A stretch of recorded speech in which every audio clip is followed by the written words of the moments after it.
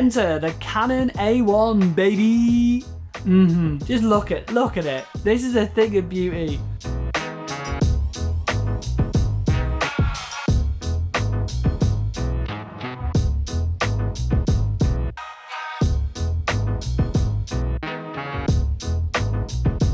Hi there! I bought a Canon A1 and I've been testing it out for the last few weeks. It is a fully manual focus 35mm film SLR camera, and I feel like it is exactly what my photography needs right now. So my main reason for picking this camera up is that I want to make film photography hard again. There's an innuendo in there somewhere.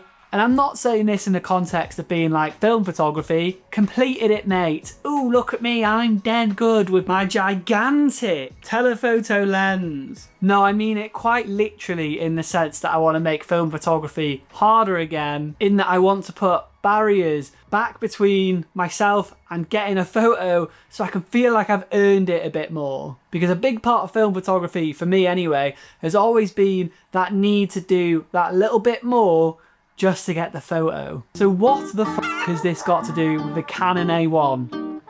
Everything.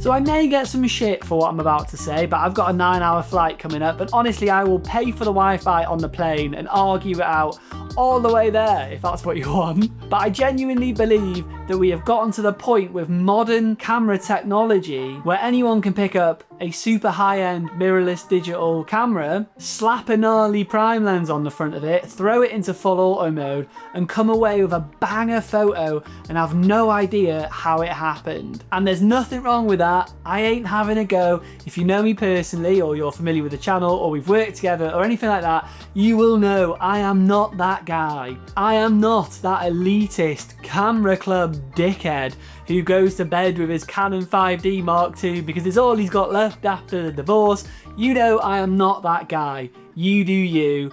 No shade whatsoever. But what I'm saying is there is a reason that that film aesthetic and digicam aesthetic is so big right now. And it's largely because people are becoming super desensitized to that really clean, crisp, hyper detailed digital photography. And it's this exact apathy that I feel towards the super clean digital photography that led me back to shooting film in the first place. I had fallen into all the traps of the modern working photographer. I was overshooting, the old spray and pray is real. I was very aware that you're able to save pretty much anything in the edit if you're shooting raw, and I was using autofocus without even thinking about it. We've gone mad with power with modern autofocus these days. But over time, some of these bad habits have started to creep into my film photography work. Now you probably know where I'm going with this. My main workhorse film camera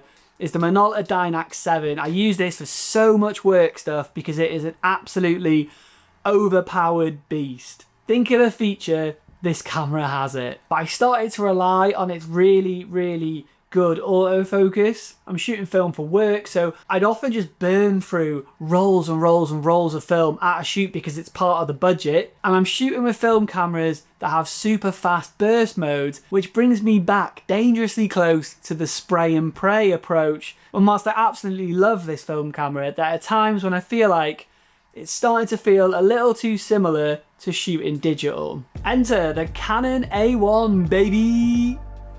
Just look at it. This is a thing of beauty. This is a fully manual focus SLR film camera, no autofocus. You can shoot it fully manually, and is literally everything I want right now. I want the struggle. I want to have to adjust all the settings with these fiddly little dials. I want to have to adjust the shutter speed and the aperture manually. I want to pull manual focus and have the excitement of seeing a roll of negatives and being like, holy shit, I actually pulled it off. Because this camera will force me to shoot totally differently. I won't be using wide open apertures for everything, and I won't be hopping from photo to photo lightning fast, because you simply can't do it with cameras like these. You have to wind the camera on after you've taken a photo, take a light meter reading, or just work out in your head what settings you want. You have to then manually put the settings in. And here's the cliche sentence everyone has been waiting for me to say. Using a camera like this is going to force me to slow down. I want to just slow down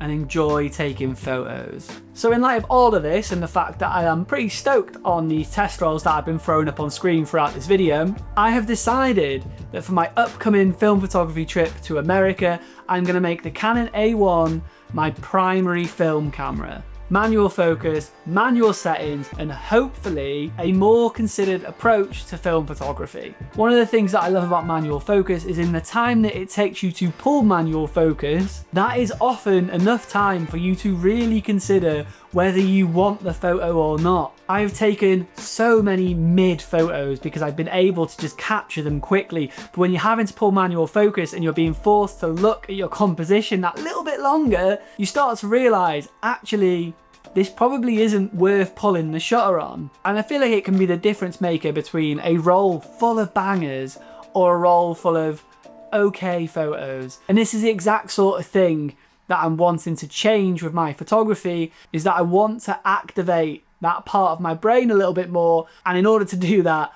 I need to take away the temptation to just blast through on burst with insanely good autofocus, just snap photos and think about it later. I want to take that temptation away. So I am going to make a video about the upcoming America trip and all the camera gear that I'm going to be taking out with me. It is on my list to get done before I leave. If you're interested in any of that, or you want to see the photos from the trip to the US, then make sure you stick around and consider subscribing to the channel. I appreciate you being here. It's great to see you. I hope you are good. I hope the family as well. I hope your dog is all good. As always, a little scratch behind the ears from me.